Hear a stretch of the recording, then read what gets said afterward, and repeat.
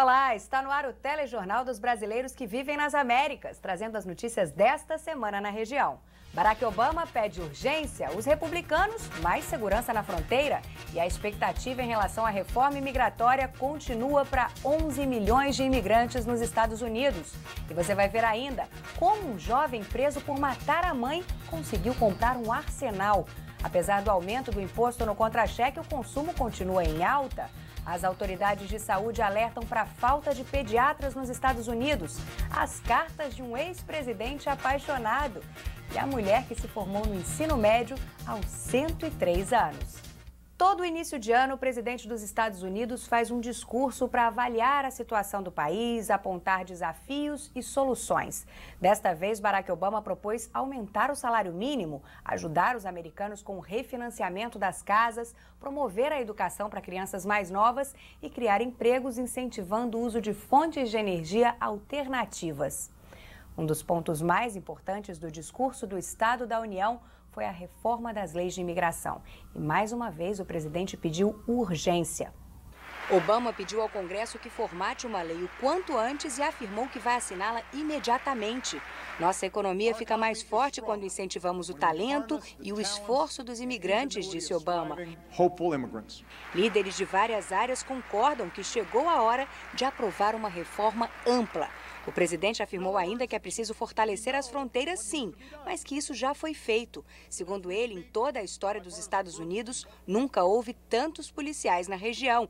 E as travessias irregulares atingiram o menor índice dos últimos 40 anos. Uma reforma verdadeira significa estabelecer um caminho responsável para a cidadania. Um caminho que inclui a verificação dos antecedentes criminais, o pagamento de impostos e de uma multa significativa, o domínio do inglês e, depois, um lugar na fila atrás de quem tentar vir para o país de forma legal. Também é parte da tradição, um representante do Partido Republicano responder ao presidente. O escolhido foi o senador Marco Rubio, da Flórida.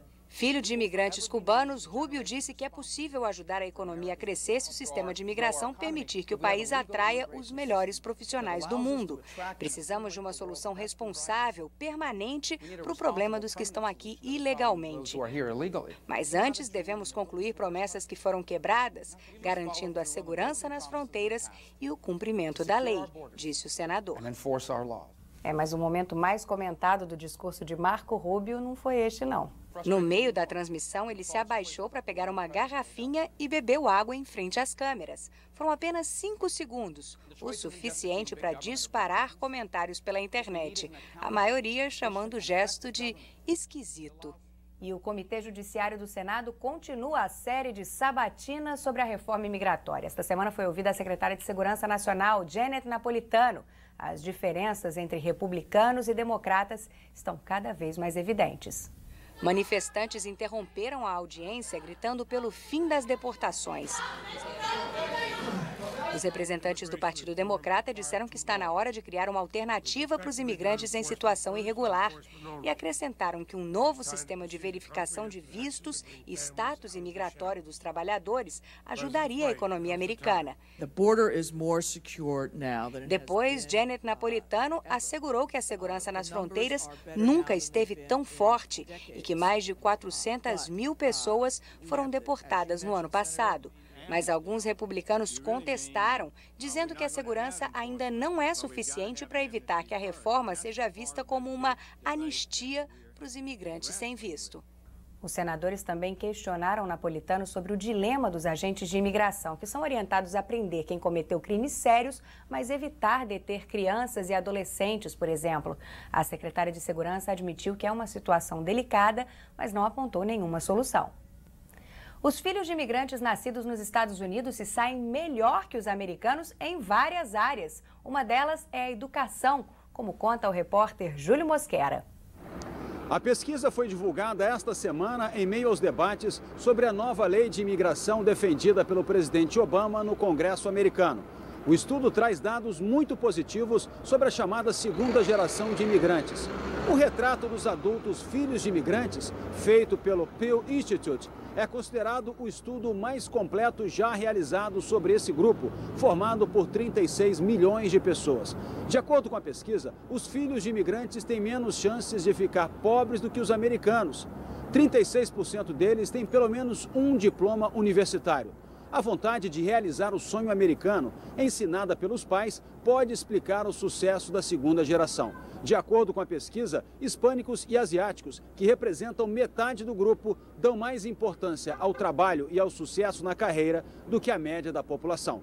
Júlio Mosquera, de Nova York, para o Globo Notícias Américas. A Lei de Combate à Violência contra a Mulher foi aprovada esta semana no Senado americano. Foram 78 votos a 22.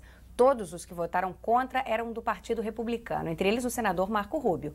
A medida estava em vigor desde 1994, mas deixou de valer na virada do ano porque não entrou na pauta do Senado.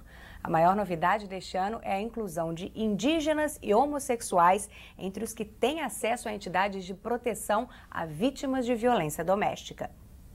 O aumento do imposto na folha de pagamento, que entrou em vigor no começo do ano, pode até ter afetado o orçamento, mas não diminuiu o consumismo entre os americanos. A pesquisa do Census Board, aliás, mostra que aconteceu o contrário. As vendas no varejo aumentaram 0,1% e as grandes lojas tiveram um lucro 1% maior em relação a janeiro do ano passado. Uma surpresa para os analistas, principalmente depois dos gastos do Natal. O controle do uso de armas continua no centro do debate no Congresso americano. Esta semana, uma história impressionante deu força aos que pedem a proibição da venda a pessoas consideradas perigosas ou mentalmente incapacitadas. Este arsenal foi encontrado na casa de Christian Philip Oberender, em Carver County, perto de Minneapolis. Em 1995, aos 14 anos, Christian matou a própria mãe nesta mesma casa. Na época, o atual xerife da cidade era um jovem detetive. Quando soube que Christian, hoje em liberdade, havia publicado fotos das armas na internet, ficou em alerta. Conseguiu um mandato para revistar a casa e encontrou rifles, pistolas e munição. Além disso, havia um bilhete em que o jovem escreveu: "Eu penso em matar o tempo todo". Os agentes acreditam que Christian tenha conseguido autorização para portar armas, trocando a ordem do primeiro e do segundo nome. No próximo bloco, procuram-se pediatras. Pais e autoridades reclamam da falta dos profissionais em hospitais americanos. E uma entrevista sobre um banco de dados online da comunidade brasileira no exterior. A gente volta já já.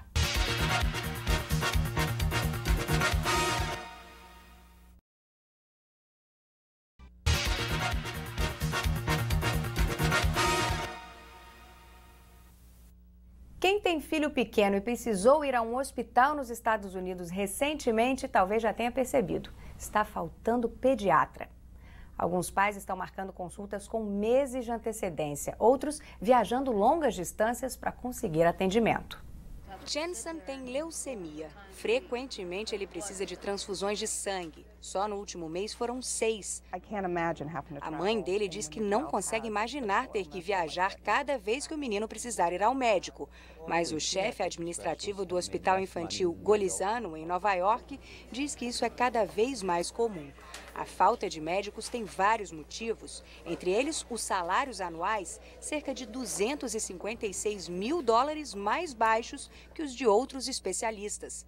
Mais uma explicação: o estresse de lidar com os pais e, por fim, a falta de oferta nos hospitais. O Affordable Care Act, a lei de saúde aprovada pelo governo Obama, inclui uma autorização para ajudar os profissionais a pagarem as dívidas com a faculdade. O Hospital Infantil planeja contratar mais 50 profissionais da área nos próximos 8 anos. O Exército americano está usando técnicas de medicina alternativa no tratamento de pessoas que voltam da guerra com feridas no corpo e na mente. Este grupo está aprendendo a hipnotizar. A ideia? Ajudar os soldados a lidar com traumas do campo de batalha. A técnica é parte de um projeto da Escola de Medicina das Forças Armadas, que inclui ainda aulas de yoga, acupuntura, meditação e massagem. Eric dá aulas de atendimentos de emergência. Ele diz que os alunos têm um grande desafio pela frente: tratar milhares de soldados que devem voltar da guerra do Afeganistão nos próximos meses. Muitos deles enfrentam dores crônicas, desordem do estresse pós-traumático e até dependência química. Eric acredita que a medicina alternativa pode ajudar na maioria dos casos.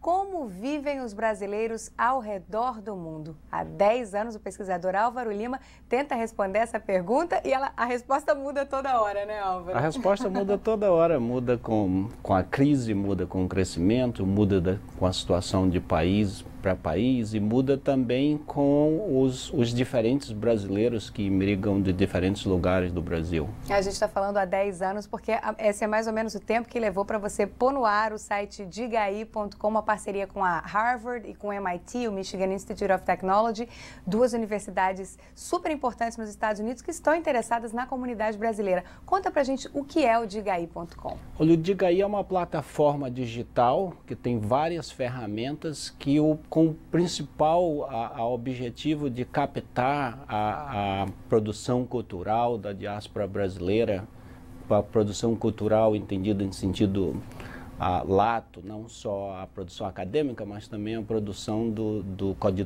cotidiano das pessoas, do dia a dia. Qualquer um pode participar? Qualquer pessoa pode participar, você pode contribuir com texto, vídeos, fotos. Álvaro, eu sei que o projeto é novo, começou há pouco tempo, mas vocês já têm alguma conclusão, já conseguiram traçar alguma característica que mais se destaca da comunidade brasileira fora do Brasil? Olha, como eu disse, é bastante variada. O que eu penso que é bastante interessante, nós estávamos fazendo um estudo sobre os vídeos do Paraguai com a crise, a política do Paraguai e a participação dos brasileiros nessa crise política. Então é bastante interessante fazer a análise pelos vídeos e pelos textos da situação atual da comunidade brasileira no Paraguai. Mas é muito variada, porque as situações dos países e também as situações de origem, de classe, são muito variadas das diferentes comunidades brasileiras pelo mundo. Então não dá para traçar assim uma comunidade, dá para traçar várias diferenças interessantes entre as comunidades brasileiras. Álvaro Lima, muito obrigada pela sua participação aqui no Globo Notícias Américas. Prazer grande, obrigado. E os pesquisadores americanos estão começando um estudo pioneiro para traçar as origens do câncer em uma raça de cachorros. Os Golden Retrievers foram escolhidos por serem uma raça popular e terem tendência a sofrer da doença. Louis é um dos 3.000 cachorros que estão sendo avaliados pelos especialistas. A ideia é acompanhar os animais desde pequenos para entender o que provoca a doença e como combatê-la. O professor diz que esta é a maior pesquisa já feita e os resultados podem beneficiar o entendimento dos casos de câncer em outras raças de cachorros. Depois de muita dança, festa, o carnaval acaba e deixa para trás um rastro de sujeira. É assim no Brasil e também em Nova Orleans, onde esta semana turistas do mundo todo celebraram o Mardi Gras.